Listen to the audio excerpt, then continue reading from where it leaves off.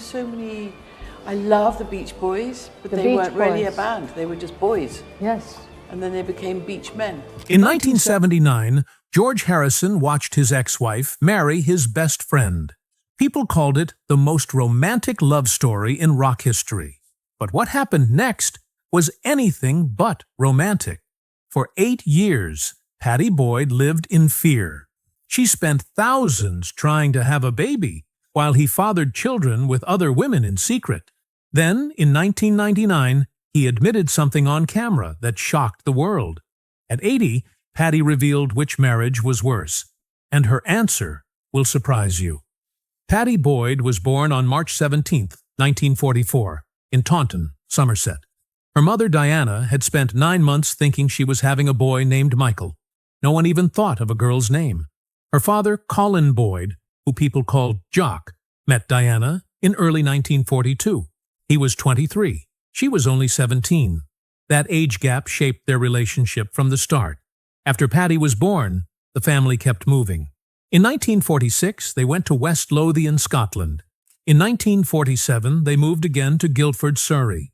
Her father was in the RAF and kept being relocated. That made everything feel unstable. But the biggest shock came in 1952. Pattie was 8. She came home from boarding school in Nakuru for half-term break and found out her parents had quietly divorced. No one told her. They just split up and left her to figure it out alone. From 1948 to 1953, Pattie's family lived in Kenya. These were the years of the Mau Mau uprising. Over 11,000 people were killed. Britain spent $55 million trying to crush the rebellion. The violence was everywhere. Whole Kikuyu regions turned into heavily controlled police zones. When Pattie was at school in Nakuru, she was right in the middle of it. British forces started Operation Anvil in 1954, and thousands were arrested and held. The fear was constant. One day, Pattie's mother drove up to her school with a man Pattie had never seen before. "This is your new father," she said. His name was Bobby Gamer Jones. That's how she learned her mother had remarried. It didn't feel real. The country was at war. Her parents were gone. And now, this stranger was supposed to replace her dad. After the divorce, Pattie was sent to strict Catholic convent schools. First St. Agnes and St. Michael's in East Grinstead.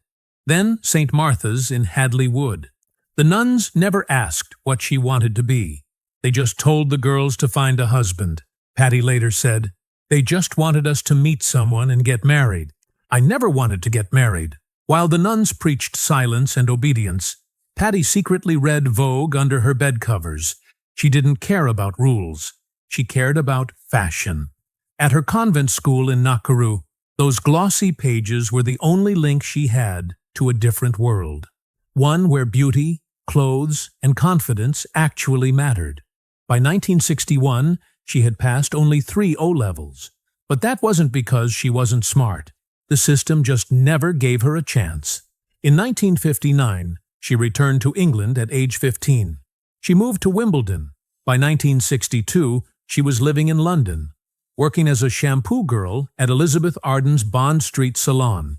She was 17 and earning around $3 a week. She washed the hair of rich women who paid fortunes for treatments Pattie could never afford. Then one day, a mysterious client noticed her. The woman said she worked for Honey magazine and told Pattie she should try modeling. At first, Pattie wasn't sure. She didn't want to lose her job, but she showed up. That one meeting changed everything. She went from rinsing hair to being photographed for magazines. In just months, her face would appear on Vogue covers. What's strange is Elizabeth Arden herself once scolded Pattie for wearing black eyeliner. She said, "That's not the Elizabeth Arden look." But that eyeliner, that rebellious little touch, became the look of the entire decade.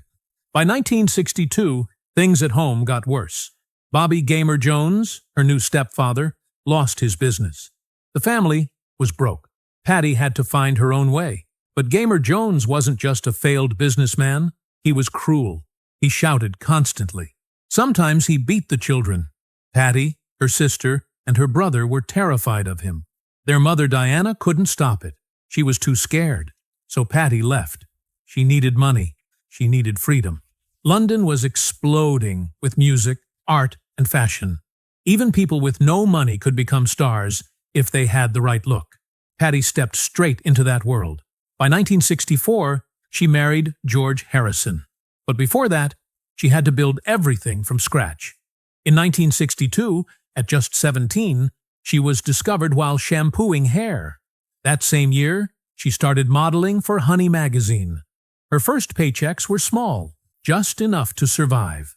By 1963, she signed with Cherry Marshall's agency. Her official measurements were 5'7", 35 to 23 to 35. She had blue eyes and light hair. Her first jobs were catalog shoots. Just $5 to $8 a session. She worked with beginner photographers who couldn't pay much, but needed practice. Pattie needed photos, so it worked out. She kept going. Slowly, her name started spreading. Everything changed in 1964. David Bailey, one of the most famous photographers in Britain, did a test shoot with her. The photos showed her with wide eyes and soft bangs. That innocent, dreamy look became her trademark. Bailey's print even called her wife of Beatle George Harrison before they were married. Around this time, Mary Quant said women should stop trying to look like old stars, like Marlene Dietrich, and try to look like Pattie Boyd instead. That same year, she had a small role in A Hard Day's Night. Suddenly, she was everywhere. In 1964, she also appeared in Woman's Mirror modeling Mary Quant's new miniskirts. These skirts were bold, 8 inches above the knee. Some people called them vulgar. Quant didn't care. Good taste is death. Vulgarity is life, she said.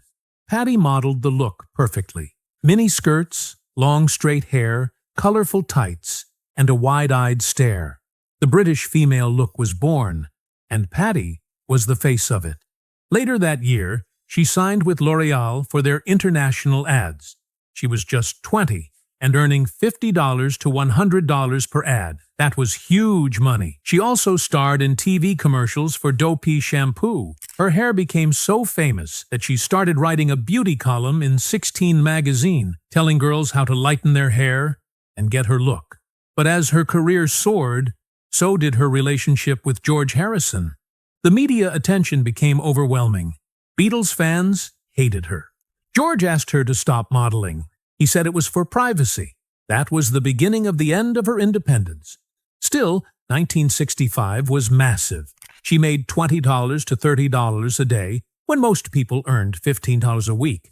She appeared on 3 British Vogue covers in 1969 alone. She was in Elle, Vanity Fair, and Honey. Editors said she had the most graceful body they'd seen.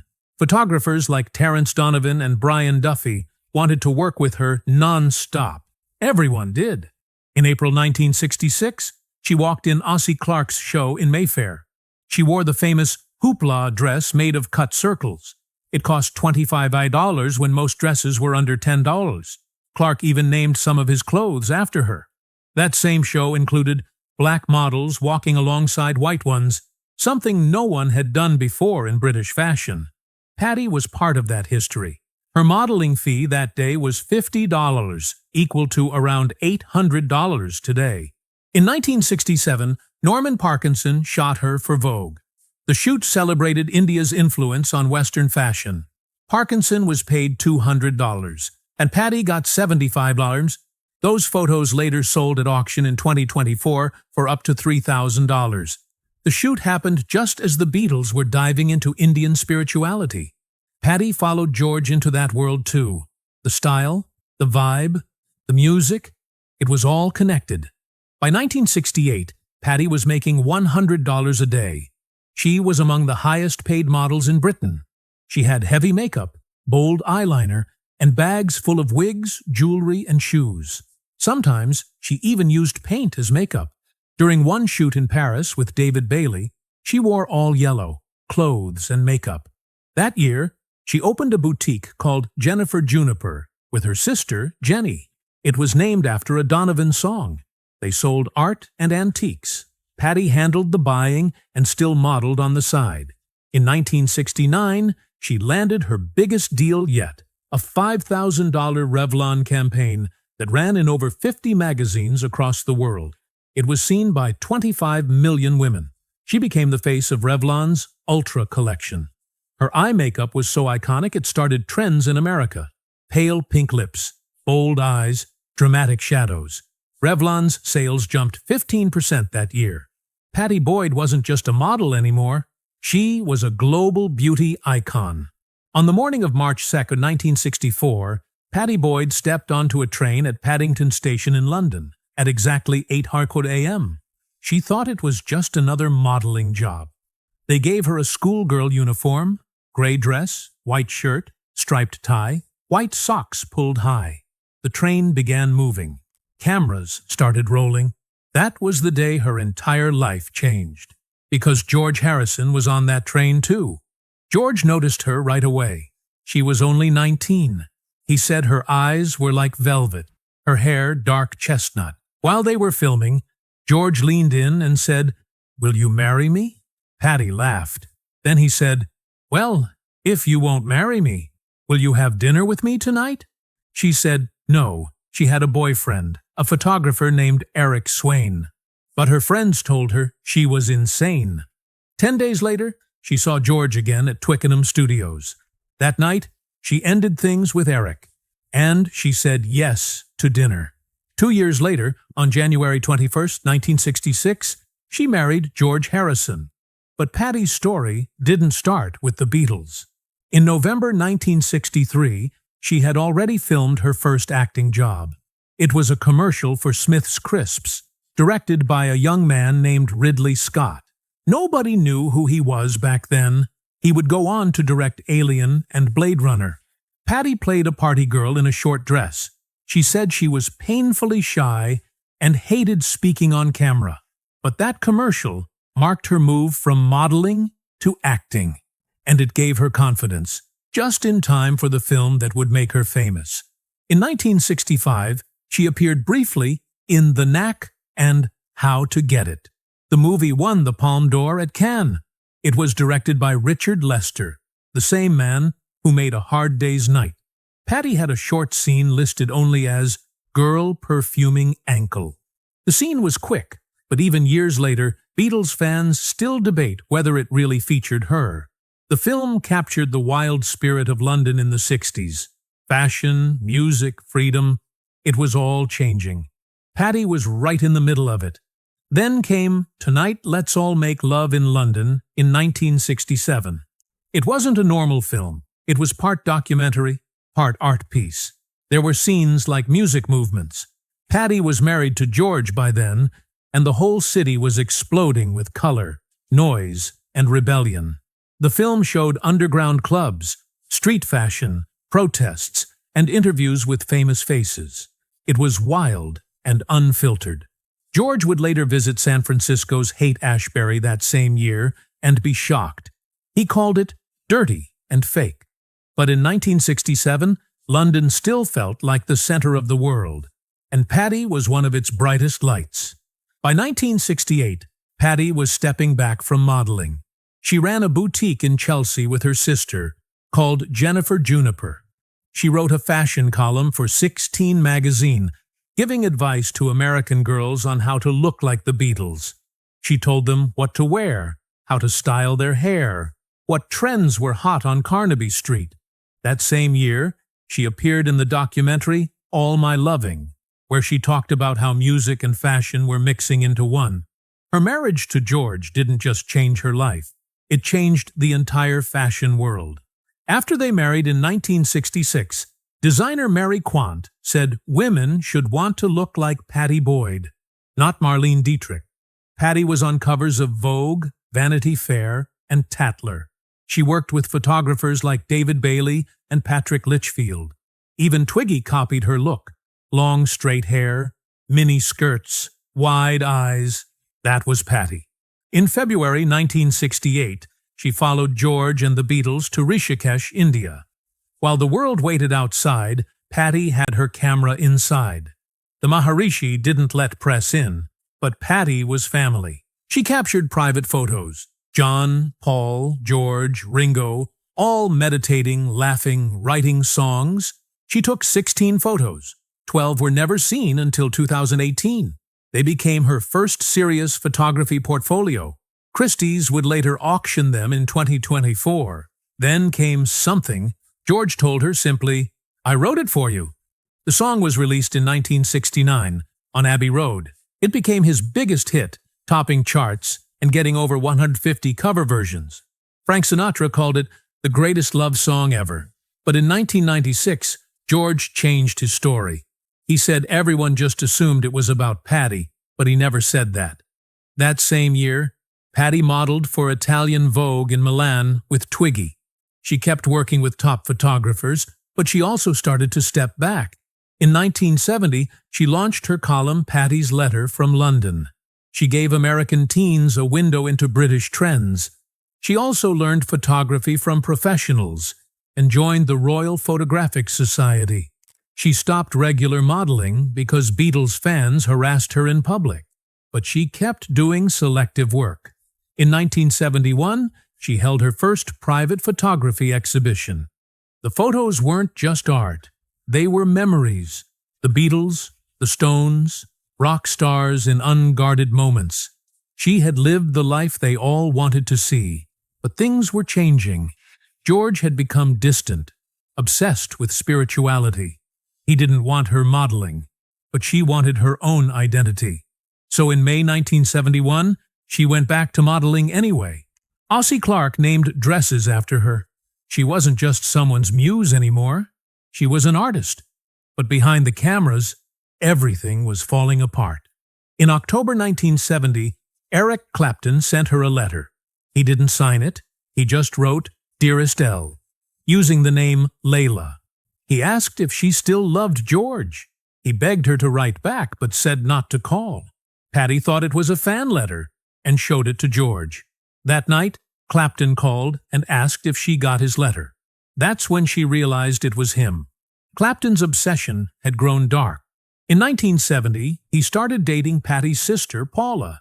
He moved her into his mansion, got her hooked on heroin. Paula overdosed. George even suggested a double date with Clapton and Paula, thinking they could swap partners. Clapton couldn't go through with it. Paula became collateral damage. In 1972, George discovered the truth about Layla. It led to a silent explosion. He called Clapton to Friar Park. They didn't fight with fists. They played guitars. John Hurt, the actor, was there. He said the air felt like electricity. It was a musical battle between men who didn't know how to express their pain with words. By 1973, Pattie gave in. She had an affair with Clapton. It wasn't random. George had cheated too, with Maureen, Ringo's wife, and with Chrissy, Ronnie Wood's wife. Pattie knew everything. When George said he needed concubines like Krishna, she realized he saw her as a block, not a partner. So she made her move, while he was off with Chrissy. On July 4th, 1974, George told Clapton, "You can have her." Just like that. He'd been cheating for years, with Charlotte Martin, Chris O'Dell, and countless groupies. He even kicked Pattie out so he could have Charlotte over, then phoned her saying the girl was gone and she could come home. Their marriage was officially over in 1977. Pattie married Clapton in 1979. Pattie had started taking pictures in the 1960s. She saved modeling money to buy her first camera. During fashion shoots, she asked photographers to teach her. Her camera became her escape when the Beatles' fame made her life feel small. She captured everything: George, Clapton, Mick Jagger, Jerry Hall, Ronnie Wood. Pattie Boyd married Eric Clapton on March 27, 1979, in Tucson, Arizona. George Harrison was there too. They had once been best friends, and now George was watching his ex-wife marry the man who had chased her for years. People thought it was romantic, like something out of a love song, but behind closed doors, everything fell apart almost right away. Eric was drinking heavily. He would come home drunk and start yelling. Some nights, he smashed guitars and furniture just because he felt jealous or angry. Pattie later said, that she would pray he'd pass out before hurting her. One night, he kicked her across the room. She had bruises. And it didn't just happen once. These outbursts became part of her life for 8 years. While all of this was happening, Pattie was trying hard to get pregnant. She went through multiple IVF treatments. It was painful and expensive. She wanted to start a family with him, but what she didn't know was that in January 1985, Eric had a baby with someone else, a woman named Yvonne Kelly, who worked as a studio manager. He named the girl Ruth. Pattie had no idea. She was still injecting herself with hormones, going to clinics, doing everything she could. And Eric was off with someone else, having a baby in secret. He even made jokes about her not being able to conceive. Pattie didn't learn about Ruth until 1988, when Eric showed up one day and told her the press was going to reveal everything. When she asked him if there were more children, he didn't say no. That was the moment she realized she had no idea who he really was. Then came something even more painful. In 1985, while Pattie was still trying to become a mother, Eric started an affair with an Italian model named Lori Del Santo. A year later, on August 21, 1986, they had a son named Connor. Eric told Pattie about the pregnancy and said maybe they could all work something out. That broke her. She had spent years and thousands of pounds trying to give him a child, and now he wanted her to accept his mistress and their baby. She described that moment as a stab in the heart. Connor died on March 20th, 1991. He was just 4.5 years old. He fell from a window on the 53rd floor of a New York building.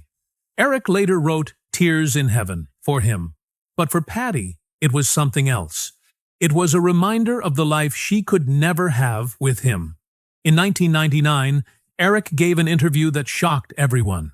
He said that during their marriage, he had forced Pattie to have sex with him. He called it just taking what was mine. He admitted it. He said he believed he had the right to her body, no matter what she wanted. He also said people were scared of him and walked on eggshells around him. Pattie was trapped. He made her feel like she was nothing. She said she felt erased, like she didn't exist. And still, no legal action was taken. No consequences. Pattie finally left him in 1987 and filed for divorce in April. The legal documents mentioned adultery and unreasonable behavior, but that was only a small part of it. In truth, it was about physical abuse, rape, betrayal, and years of emotional damage. The divorce became public in 1989. The truth started to come out. People learned that he had fathered 2 children while married to her. And worst of all, he admitted later that he hadn't really loved her. He just wanted to take her away from George Harrison, like a trophy. In 2007, Pattie released her book called Wonderful Tonight. It became a bestseller. She told the world everything. She wrote about the violence, the addiction, and the fear. She told how Eric threatened to overdose if she didn't leave George for him. She told how she would hide or pray when he was drunk. The book made headlines. People finally saw the truth behind the songs and the fame. After the divorce, Pattie went back to something she had loved all along: photography. In 1990, she started showing her work in galleries. She had been taking pictures for years but never showed them. Her work included photos of the Beatles in India in 1968, George Harrison during quiet moments, and even Eric Clapton during his early career. One show, called Through the Eye of a Muse, opened in 2006 and drew huge crowds. Her photos sold for as much as $5,000 each. In 2005, she launched a traveling show called My Life in Pictures. It toured Europe and the US with more than 300 rare photos. Some showed George writing something. Others captured Eric working on Layla. One section focused on the Beatles' 1968 spiritual trip to India. Fans lined up. The show brought in over $500,000. Each print could sell for $3,000. But behind the success, there was still pain. Between 1979 and 1988, Pattie spent more than $30,000 on fertility treatments. And while she was doing that, Eric was fathering kids with other women. When she found out about Ruth in 1991, it was like losing something all over again. He told her the night before the papers did. No apology, just facts. She felt like she had lost parts of herself after each failed treatment, and he had never supported her through any of it. In 2012, she added new chapters to her memoir. She described the therapy she went through. She said she spent over $20,000 on therapy between 2008 and 2012. It included trauma counseling, cognitive behavioral therapy, and support groups. She admitted that during her marriage to Eric, she had started drinking and taking tranquilizers just to cope. Her private diaries from 1987 to 1989 showed how close she came to a breakdown. She wrote that she had become a shadow. She finally realized that both George and Eric had traits that made love impossible. They were selfish. They didn't see her as a person, only as someone to chase or control. After everything, she still found peace. On April 29, 2015, she married Rod Weston. He was a property developer. They had known each other since the 1980s and had been dating since 1994. She was 71 and he was 61. They got married in a small ceremony at the Chelsea Old Town Hall in London. Pattie wore a silver dress with a big hat. Rod wore a matching suit and silver tie. He had been her quiet support for years. She called him kind, comfortable, and strong. They settled into a calm life in West Sussex, far away from the noise of her past. In 2022, Pattie released another book, My Life in Pictures. It had 300 pages and included her photographs, stories, and personal artifacts. She went on a signing tour. She talked about her life as an artist, not just as someone's muse. The book had diary entries, Beatles photos, and even the original Layla album cover. She told the world that her story was her own now. In March 2024, her personal collection went to auction at Christie's. It sold for around $2.82 million, or $3.6 million. That was more than 7 times what people expected. The collection had over 100 items, including love letters, handwritten lyrics, and old photos. One of George's love letters from 1971 sold for up to $15,000. A set of lyrics from 1982 went for $50,000. The Layla album artwork was estimated between $40,000 and $60,000. Pattie said she didn't want to keep opening old boxes anymore. She was ready to let go and use the money to help women's charities. In 2024, at age 80, Pattie said something no one expected. She said George Harrison was her true love. Even after the divorce, they stayed friends. He visited her before he died in 2001. They still talked. She said, "If you love somebody, you do that." She admitted that Clapton had hurt her in every way, but George always showed her love, even at the end.